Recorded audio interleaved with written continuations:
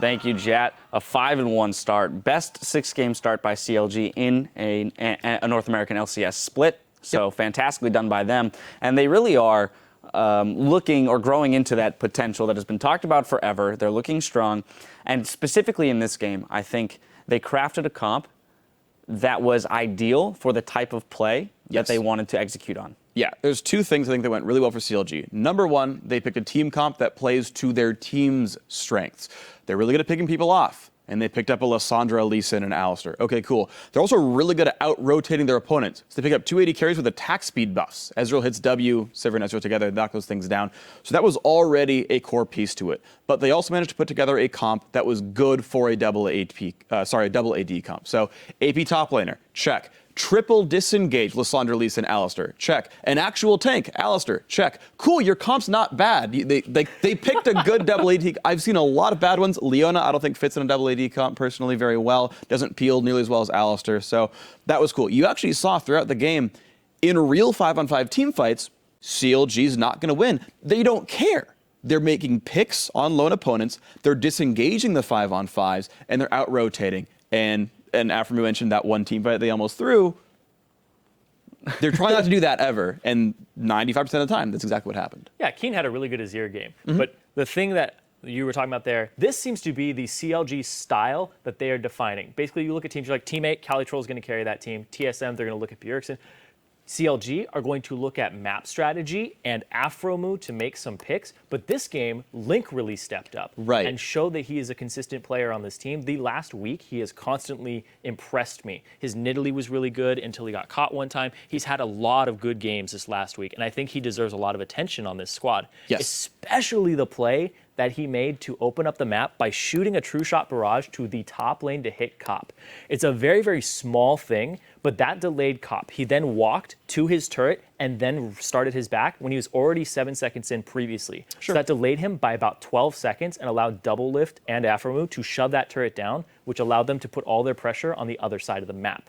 That really opened it up for him and allowed the pick composition to start doing what it's supposed to do. And I gotta say, like you talking about Link, it's such a godsend for CLG that Link is performing.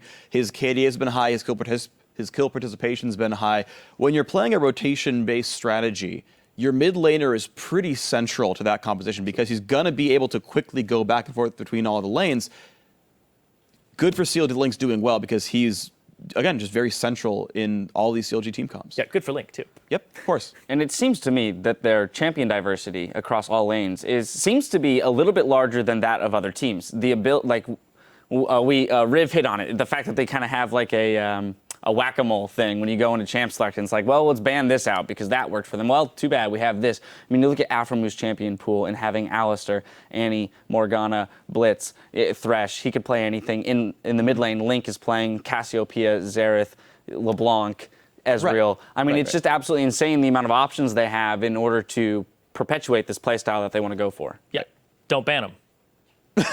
Just don't ban it all. Just don't ban anything if CLG is a real mind game. You ban things that change the style of what they're going to accomplish. You ban Kalista because then that gives Double Lift this huge hyper carry for him. That, well, not hyper carry, but something that he performs extremely well on throughout the game. Then you ban things out that are going to make the composition work for them. You ban Lissandra. You're going to ban things that give them that type of pressure from the top lane on Zion. Well, you don't throw 3 bans or 2 bans at this thing that accomplishes the same thing for Afremu. And then he goes on a third one. That's what we saw yesterday. Today, we saw another Annie ban. He's like, I have Blitzcrank, Morgana, I have Alistar. You know, they're all going to help him accomplish what he wants to accomplish. But he went on Alistar this game because he wanted to be tanky. So they've shown that their playbook is very diverse. Right, and that's the big thing, is it's not like CLG is pulling a Fnatic where they're playing the same team comp and over it is, replacing one champion for another when bans come in. It's like, oh, this is the roster of champions available. Cool, pick these 5. This is a team comp we've practiced. Okay, well, there's other set of champs available. Well, those 5, that's the team comp they go for. They've been able to come out of the bans and the first 3 picks and say, I see a team comp, and line it all up. That's freaking impressive. That is very, very, very good pick and ban by CLG, saying, well, here's what's available. Here's what we're actually going to craft together based on the roster left up. A+ CLG. Yeah, and Afremu in his interview right there gave a lot of credit to their coaching staff. Yes. I definitely think it's very well deserved because they are doing a phenomenal job over there. Let's take a look at an example of the execution of the team comp that CLG crafted. Okay, so as we were talking about before, CLG, what they really want to do is play for picks, not 5-on-5 team fights. All they're looking for is a random hard engage, pick someone off, and then because they have double AD carry, those guys aren't cooldown based, they can do the rest of the team fighting. So let's pull the replay up, and you guys can see it's exactly what CLG wants to do. They've got a gold lead at this point, but it doesn't really matter. It's basically on the hard engage, picking off St. Vicious.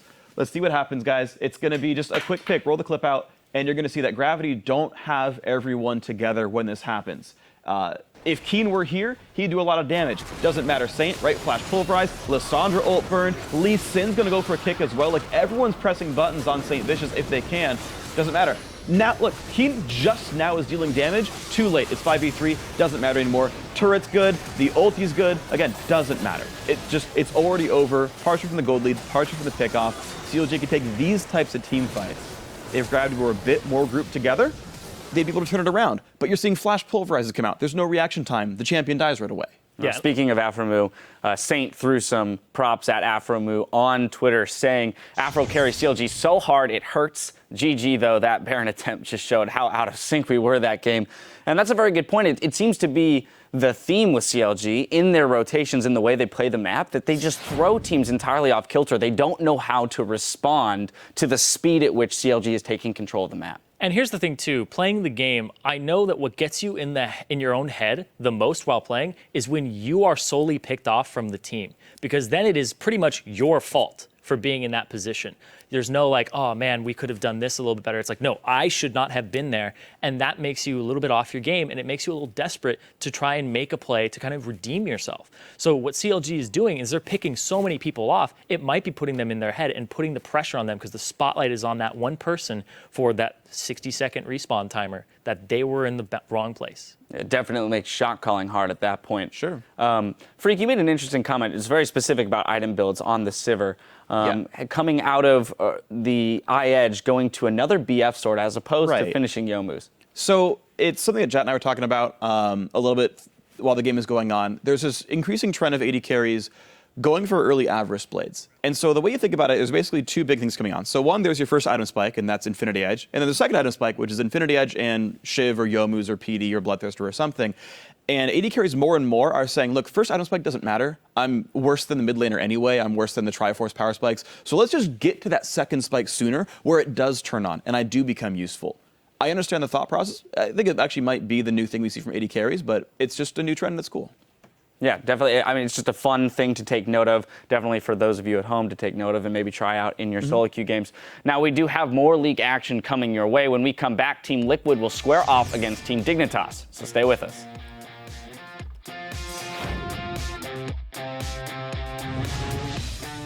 It's all right, boys. Stay positive. Yeah, I need to see that Darshan smile. Stay positive. Darshan, show me those pearly whites, dude. I've been brushing, man. I've been brushing twice a day. And it's going to be Emperor's Divide out! True shot barrage for the entire team, and Link is just spitting out damage from the back line. You guys go for the pick. No Q, yes, no Q. You guys look for it, look for it, look for it. Ulting. Just clap, clap, clap, clap, clap, clap. Collapsing, guys. I'm coming. Watch his ear, watch his ear. Go, go, go. I'm coming, coming. Turn around back. I Go, got go, Saint. go, go, go. I have bubblies, I have bubblies. We can do this. Flashing on Saint. Slowed. Nice. They can't really fend for themselves. That's the double kill for Cop. Is that the pick, Kobe? It's on to St. Vicious. He does get to double lift, but double lift is out and about, doing the damage he needs to do with the rest of the team. Bunny Fufu does get taken out. Counter Logic Gaming with a very methodical matchup coming in here if they take down Gravity.